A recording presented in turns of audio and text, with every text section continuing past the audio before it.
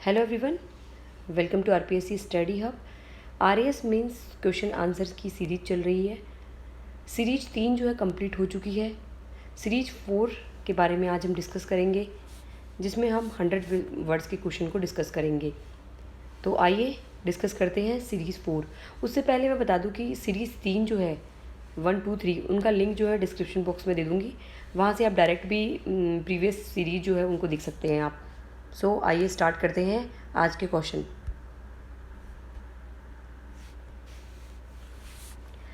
Question है, हाल ही भारतीय मुद्रा रुपए में हुए तीव्र मूल्यह्रास के क्या कारण रहे हैं, स्पष्ट करें।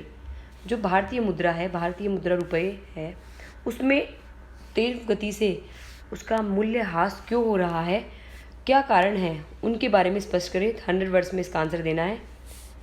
तो आइए बात करते हैं आंसर के बारे में।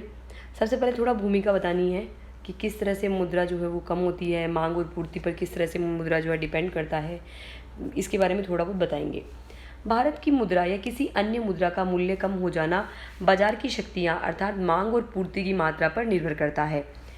भारत की मुद्रा या किसी भी अन्य मुद्रा का मूल्य कम हो जाता है, ये किस पर डिपेंड करता है? बाजार की शक्तियाँ अर्थात मांग और पूर्ति की मात्रा, कि मांग के अकॉर्डिंग जो पूर्ति कितनी है, यानी डिमांड के अकॉर्डिंग जो सप्लाई है वो कितनी है, उसके ऊपर डिपेंड करता है।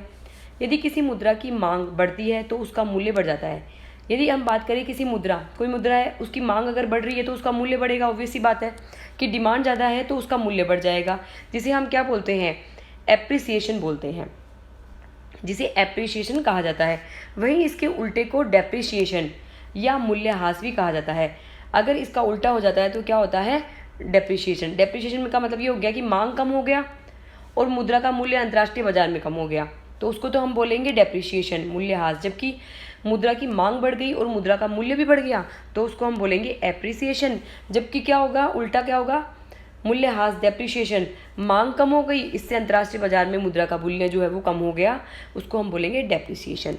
रुपए का हाल ही में हुआ मूल्यह्रास भी इसकी घटती हुई मांग की वजह से हुआ है, जिसके मुख्यतः 3 कारण हैं। और अभी जो वर्तमान में क्या हो रहा है कि भारतीय मुद्रा में जो मूल्यह्रास यानी डेप्रिसिएशन हो रहा है, वो हो रहा है कि उसकी मांग जो है वो लगातार कम हो रही है, जिसके कारण जो है मूल्यह्रास हो रहा है।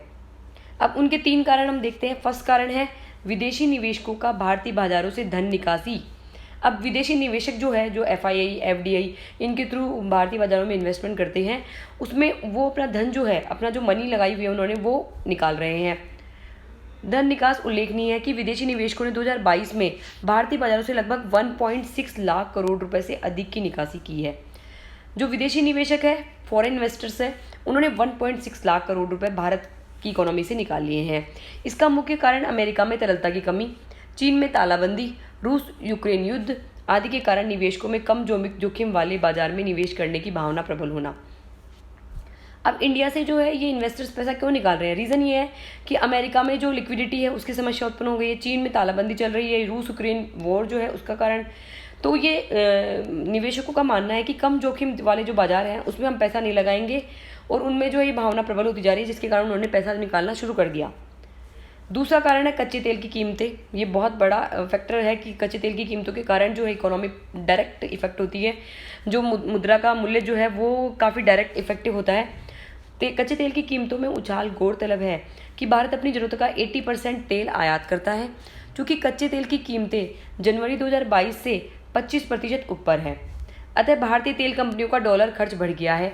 कच्चे तेल की ऊंची कीमतों के कारण भारतीय फर्मों को अपना भुगतान करने के लिए पहले की तुलना में अधिक डॉलर खरीदने की जरूरत पड़ती है। इसका निहितार्थ अमेरिका मुद्रा की मांग में वृद्धि से है। अब क्या हो रहा है? कच्चे तेल की कीमतों में लगातार उछाल आ रहा है। उससे भारत एक कच्चे तेल का बहुत बड़ा निर्यात आयातक देश है, तो 80% जो है आयात करता है। उससे तेल की कीमतें जो है वो बढ़ती जा रही है।